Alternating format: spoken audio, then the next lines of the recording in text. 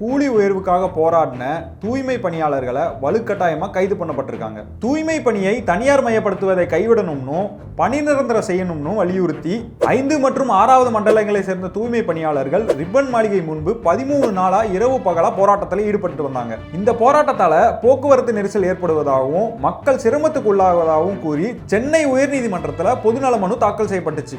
இதை விசாரிச்ச நீதிமன்றம் போராட்டக்காரர்களை அங்கிருந்து அப்புறப்படுத்த உத்தரவிட்டுச்சு. இதையடுத்து காவல்துறையினர் போராட்டக்காரர்களை வலுக்கட்டாயமா அங்கிருந்து கைது பண்ணியிருக்காங்க. கைதுனா சும்மா இல்ல, அடிச்சு இழுத்துட்டு போறது, தரன்னு இழுத்துட்டு போய் பஸ்ல ஏத்துறது, என்ன நடக்குது?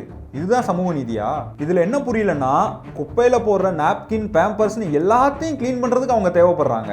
ஆனா அவங்க உரிமையை கேட்கும் போது மட்டும் கைது பண்றது. தூய்மை பணியாளர்களோட கோரிக்கை ஒன்றும் அவ்வளவு பெருசு இல்ல. இது வரைக்கும் கொடுத்த சம்பளத்தை சரியா கொடுங்க அப்படின்னு தான் கேட்கறாங்க. இதுவரை 24,000 ரூபாய் அவங்களுக்கு சம்பளமா கொடுத்துட்டு இனிமேல் 16 to 17,000 தான் உங்களுக்கு சம்பளம் அப்படின்னு சொன்னா அவங்க எப்படி ஏத்துப்பாங்க? இதை போய் அமைச்சர்கள்கிட்ட கேட்டா நீ யார் இதை கேட்கறது அப்படின்னு திரும்ப கேள்வி கேட்கறாங்க. அதுக்கு ஒரு படி மேல கூலி படத்தை பாக்குறதுக்கு சிஎம்முக்கும் டெபுட்டி சிஎம்முக்கும் நேரம் இருக்கு.